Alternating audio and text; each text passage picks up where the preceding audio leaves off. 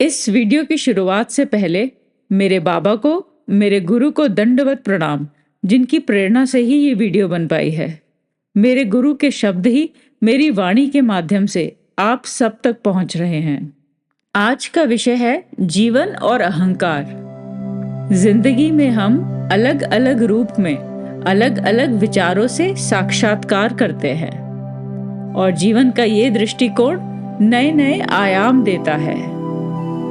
जिंदगी की बचपन से लेकर बुढ़ापे तक की श्रृंखला का हम अलग अलग व्याख्यान करते हैं। कभी तो ये बहुत खूबसूरत है, कभी ये बदरंग है, कभी ये भारी इच्छा शक्ति के साथ है, कभी ये ईर्ष्यालु है और कभी ये अहंकार में चूर है। एक बात याद रखने योग्य है कि अहंकार सत्यता को बिल्कुल भी पसंद नहीं आता और जो पसंद आता है वो अहंकारी कभी नहीं होता। वो सत्य का ही पालन करने वाला होता है, उसे अहंकार छू भी नहीं पाता।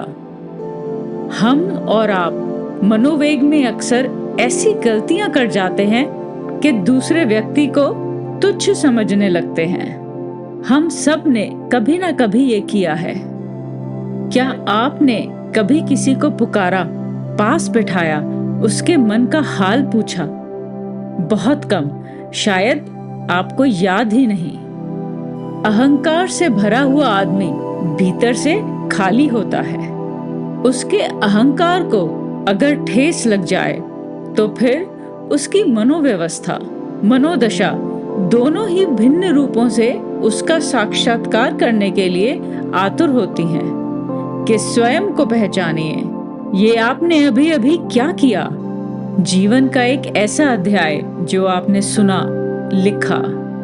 किसी से भी बात करते हुए उस आदमी को कम मत आंकिए। घमंड से वशीभूत होकर अपनी शब्दों पर पकड़ कमजोर मत कीजिए।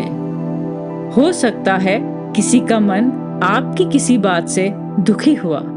आपने कोई अहंकार में आकर ऐसी बात की जो दूसरे के मन को चुभी। तुम क्या हो, क्या समझते हो? गलत। समझना उस व्यक्ति को चाहिए जो उससे ये सवाल करता है।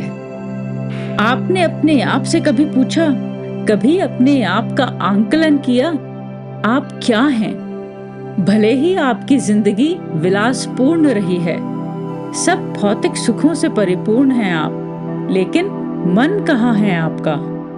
जिंदगी ने सब कुछ दिया आपको, लेकिन अपने स्वभाव के प्रतिकूल जब आप कोई कार्य करते हैं या कोई अशिष्ट व्यवहार करते हैं तो आप किसी को तो जरूर दुखी करते हैं। जिसको दुखी किया उसके मन का वो आघात, आपके शब्द बाण कहाँ तक उसके मन को भेद गए?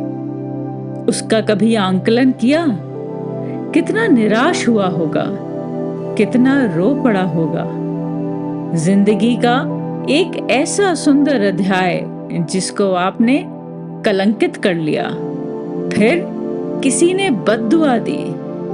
हाथ उठे कि क्या समझता है ये अपने आप को? देखना आने वाला वक्त क्या होगा।